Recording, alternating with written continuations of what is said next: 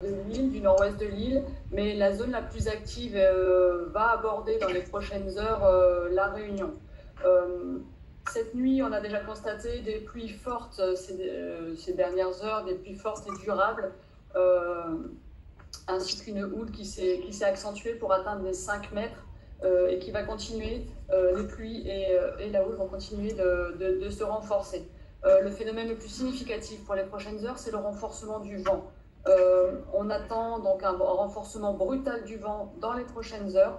On atteint déjà en rafale 130 km/h au port, 141 km/h à Petite-France, dans les hauts habités du nord-ouest. Et donc, c'est ce renforcement du vent qu'il va falloir vraiment surveiller dans les prochaines heures, renforcement qui va être brutal. Pour atteindre des valeurs qu'on confirme, j'aurais dû le dire au début, la prévision est confirmée. On attend donc au plus fort de l'événement des rafales de l'ordre de 200 km/h sur les zones littorales et 250 km/h dans les hauts habités. L'œil va impacter directement la Réunion dans les prochaines heures, la traverser en journée de ce lundi pour s'évacuer ensuite vers le sud-est en fin de journée. Au passage de l'œil, et tant qu'il reste sur l'île, les Réunionnais le savent, mais c'est bien de le rappeler, il va y avoir des périodes d'accalmie. Ces accalmies ne sont que temporaires, ça ne signifie pas que le cyclone est parti. Et donc toute la journée, on va avoir sur l'ensemble des régions des sautes brutales de vent, tant en intensité qu'en direction, parfois entrecoupées de périodes d'accalmie. Je le répète, ces périodes d'accalmie ne sont pas le signe que le cyclone a quitté le territoire. Il faut vraiment faire très attention à ces hausses de vent brutal et ces changements de direction. Merci Madame la Directrice. Donc voilà, vous l'avez compris, nous allons entrer dans le dur, si je peux me permettre. Nous allons entrer dans la phase la plus active et potentiellement la plus dangereuse de cet épisode cyclonique. Donc je veux évidemment renouveler la consigne de rester absolument à l'abri, de ne sortir sous aucune raison, de se tenir informé comme vous le faites depuis le début de cette crise climatique. Comme l'a dit Madame Geoffray, il va falloir faire attention. D'abord, la perception de l'événement a pu tarder jusqu'à maintenant, mais ça correspond exactement à ce que Météo France a indiqué sur le fait que l'arrivée sur la Réunion était attendue pour ce lundi matin. Donc c'est maintenant en quelque sorte que les choses difficiles commencent. Effectivement, il faut veiller à ne pas confondre des accalmies passagères ou locales que vous pourriez constater avec une fin d'alerte. Nous sommes en alerte violette, je vais y revenir, et il faut considérer que c'est une interdiction absolue de sortir et bien sûr de se déplacer jusqu'à la levée de l'alerte. Attention à ce phénomène qu'on va connaître ensemble. Beaucoup d'entre nous, c'est mon cas pour la première fois, de l'œil du cyclone, où on va se trouver à un moment, si je le comprends bien, dans un phénomène d'accalmie temporaire, mais qui ne doit pas nous inciter à être moins prudents. Un mot sur l'alerte violette que j'ai décidé donc de mettre en œuvre à partir de ce matin 6 heures. Pourquoi j'ai décidé cela? Compte tenu des informations que m'a donné hier soir Météo France, on s'attend, Madame Geoffray l'a dit, à des vents en rafale qui vont être supérieurs à 200 km/h. Et cette donnée suffit à considérer qu'il serait trop dangereux, non seulement bien sûr pour les personnes, pour les particuliers, mais aussi pour les services de secours, les services d'assistance et les services techniques qui étaient autorisés de sortir à l'extérieur et de rester sur les routes. Ça signifie donc qu'à partir de 6 heures, et jusqu'à ce que je lève l'alerte violette, plus personne ne pourra circuler, y compris police, gendarmerie, pompiers, services des routes. Donc nous allons évidemment veiller à réexaminer régulièrement cette situation avec Météo France, puisque en prenant cette décision, je nous prive en quelque sorte d'une capacité d'action qui correspond à celle des services de secours.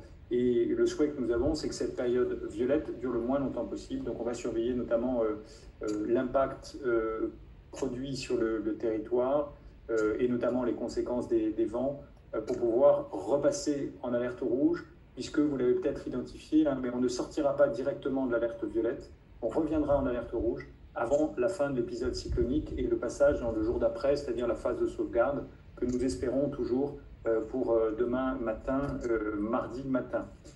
Ce retour en phase rouge permettra évidemment de reprendre des interventions dès qu'elles seront nécessaires, et il y en aura sans doute, mais aussi de faire des reconnaissances qui permettront de préparer la sauvegarde et donc la possibilité de sortir de son domicile pour les particuliers. J'en profite peut-être pour vous faire un petit point de situation actuellement sur les différentes incidents ou les différentes situations qu'on a pu constater à 5 heures du matin. D'abord, sur le réseau d'électricité, ce sont aujourd'hui à peu près 3500 clients qui sont coupés sur les secteurs de Langevin, Tampon et La Saline. Donc pour l'instant, un impact limité sur le réseau d'électricité. Du côté de l'eau, là aussi, quelque chose de très circonscrit. C'est toujours, comme on l'avait indiqué hier soir, 1600 personnes sur Elbourg à Salazie. Du côté de la téléphonie fixe, 7000 abonnés qui sont coupés dans l'ouest. Et du côté des relais de téléphonie mobile, 13 sites qui sont impactés, là aussi dans l'ouest, mais sur à peu près 1000 points hauts, 1000 sites relais de téléphonie mobile.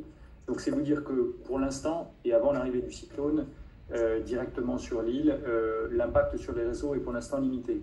Du côté des routes, ça n'est pas pour l'instant l'essentiel pour nous, d'autant que nous entrons en phase violette et que plus personne ne peut se déplacer. Et évidemment, des reconnaissances seront faites dès que j'aurai pu décréter le retour de l'alerte violette en rouge. Du côté des centres d'hébergement, il y a à peu près 600 personnes qui sont hébergées dans les 161 centres d'hébergement. Donc ces centres ne sont pas saturés, ils ont été très bien dimensionnés et pour beaucoup d'entre eux, ils sont finalement peu occupés à ce stade. Mais néanmoins, vous vous souvenez, on en avait parlé hier soir, nous avons procédé jusqu'au dernier moment possible à un certain nombre d'évacuations, fin de journée et nuit, pour les secteurs et les personnes dans lesquels un risque inondation crue pouvait justifier une évacuation rapide. Donc ce sont près de 100 personnes qui ont été relogées pour l'essentiel en centre d'hébergement du fait de ces opérations de soirée et de début de nuit. Voilà ce que je voulais vous dire à ce stade avant éventuellement de répondre à quelques questions avec Céline Geoffrey. Je renouvelle évidemment, à partir du moment où nous sommes à quelques heures de l'arrivée directe de ce cyclone sur l'île, je renouvelle bien sûr d'abord tous mes encouragements aux Réunionnaises et aux Réunionnais qui font preuve de beaucoup de résilience, de patience. Je veux leur dire merci parce qu'ils prennent part à la gestion de cette crise en restant chez eux. Vous garantir aussi que nous sommes, vous le savez, vous le voyez, extrêmement mobilisés, qu'on va être tout le temps de cette crise encore très très vigilants, et puis qu'il faut veiller par vos médias préférés à rester connectés et informés. Mais j'ai pu constater en suivant les uns les autres pendant la nuit que l'intensité du suivi par les médias est très forte, et je veux, si vous en permettez, en remercier les journalistes qui sont connectés, vos collègues, parce que vous faites un travail qui est un travail d'information et d'intérêt général. On peut répondre maintenant à des questions si vous le voulez. Monsieur le préfet, est-ce que certaines infrastructures... Dans le dernier bulletin météo, il est précisé qu'on n'atteindra pas le stade de cyclone intense. Est-ce que c'est confirmé? Oui, nous confirmons qu'on n'atteindra pas ce stade cyclone intense. Le cyclone Belal s'est renforcé à l'approche de la Réunion. Il n'atteindra pas le seuil cyclone intense, et tant mieux. Pour autant, les rafales, telles qu'on les observe en mer, mais les rafales maximales atteignent et dépassent les 200 km/h, qui nous fait maintenir les valeurs de vent qu'on a annoncées. Bonjour Monsieur le Préfet, est-ce que certaines infrastructures sensibles sont particulièrement surveillées? Alors, toutes les infrastructures sont peu ou prou sensibles. On pense en particulier bien sûr aux routes, puisque ce qui sera important lorsqu'on sortira de l'alerte rouge, sans doute demain matin, c'est qu'on puisse le plus tôt possible reprendre une vie normale, une vie économique, une vie pour les particuliers. Et donc les routes sont surveillées. On a évoqué hier la fermeture de la route de littoral qui était liée à l'épisode pluvieux pré-cyclonique, si je puis dire. On est aussi attentif aux routes de Salazie, aux routes de Sillaos, dont on sait vulnérabilité aux événements climatiques. Et donc, il y aura dans les reconnaissances une grande attention portée sur ces routes-là. Pour l'instant, encore une fois, on entre dans la phase violette, donc ce n'est pas le moment pendant lequel on fera ça, mais on le fera dès le retour à l'alerte rouge. Et puis, du côté des infrastructures critiques pour nous, il y a évidemment l'électricité, l'eau, la téléphonie, que j'ai évoqué tout à l'heure. C'est pour ça que j'ai commencé à vous faire un point et on vous fera un point régulier sur l'état de ces infrastructures. Hein, voilà, c'est pour l'essentiel. Du côté des services de santé, alors on proposera d'ailleurs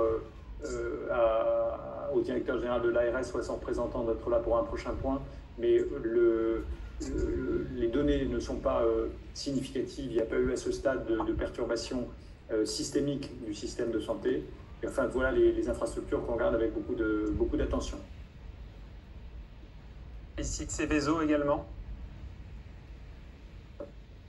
Alors, on est attentif à tous les sites, et évidemment à des sites industriels ou à des installations classées pour la protection de l'environnement, hein. Mais c'est sous la responsabilité des gestionnaires de sites dans la mise en œuvre de ces plans Orsec. Chacun a eu la vigilance en amont qui a consisté à mettre en sécurité, d'abord à s'organiser pour une éventuelle continuité d'activité, et c'est le cas d'EDF par exemple, mais sinon à mettre en sécurité ses personnels et ses infrastructures. Et évidemment, vous avez raison, on sera attentif à l'ensemble de ces points. Est-ce qu'on a une idée des crues des cours d'eau et ravines? Alors, oui, on a une vigilance sur ces points-là. Je reprends mes données pour vous dire qu'à ce stade, on s'attend à un pic sur la plupart des cours d'eau vers 11 h en fin de matinée, à peu près partout, avec une répartition sur l'île qui est finalement assez homogène, c'est-à-dire que jusqu'à maintenant, la vision que nous avions était plutôt zonée plus au nord-ouest qu'au sud-est. En fait, on est préoccupé par l'ensemble des cours d'eau et les pics devraient être atteints vers 11 h avec le passage en niveau jaune, orange et parfois rouge, c'est-à-dire crue centenale, pour quelques-uns d'entre eux. Hein. Donc c'est ce qui nous a conduit à être actifs vis-à-vis des personnes qui habitent au bord de ces cours d'eau pour les mettre en garde et pour certains les convaincre de se reloger. Sur la vitesse de déplacement du cyclone, est-ce qu'il y a des données supplémentaires? Est-ce que ça peut ralentir, accélérer? Est-ce que là-dessus on a des nouvelles données? Donc le cyclone en approche là, se déplace vers l'est-sud-est à 11 km/h. Ce qui va se passer quand l'œil va arriver sur le relief de la Réunion, c'est que ce déplacement va devenir un peu plus erratique. Le relief va avoir une influence sur la structure même du cyclone, avec des reliefs qui montent à plus de 3000 mètres, alors qu'il a fait tout son parcours sur mer. Ça va le désorganiser, probablement modifier sa vitesse. Et ce n'est qu'en fin de journée qu'il devrait quitter l'île par le sud-est et l'œil se reformer finalement en mer. Mais ça ne devrait pas infléchir sa trajectoire, il va traverser tout droit. Et je me souviens à l'époque de Colina, il avait marqué un angle droit quand il avait traversé l'île. Pour l'instant, la trajectoire officielle traverse l'île comme je vous l'ai indiqué. D'accord. Une autre question? Non, il n'y en a pas. J'ai une petite question annexe. Avec les conditions actuelles, vous êtes combien finalement à la préfecture avec tous confinés ensemble? On est 50, une cinquantaine. D'accord. Voilà, confinés dans cette bulle. Oui, 50 personnes qui sont tous très motivés, mobilisés. Hein. Oui, c'est ça, une cinquantaine.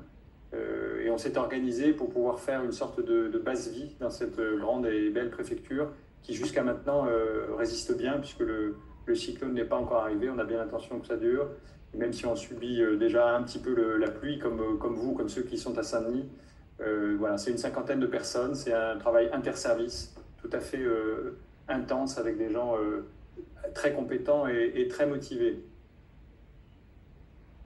On vous donne rendez-vous Parmine Lacombe vous le dit, pour un prochain point. Alors je proposais à midi, si ça convient à vos rédactions. midi, ce qui permettra d'avoir des premières données significatives sur l'entrée du cyclone dans l'île. Hein, c'est ça, Madame la Directrice. Et ça sera le prochain point qu'on fera, sauf évidemment nécessité urgente d'ici là. Merci. Merci beaucoup à toutes et à tous. Prenez soin de vous et puis on est à votre disposition. Merci.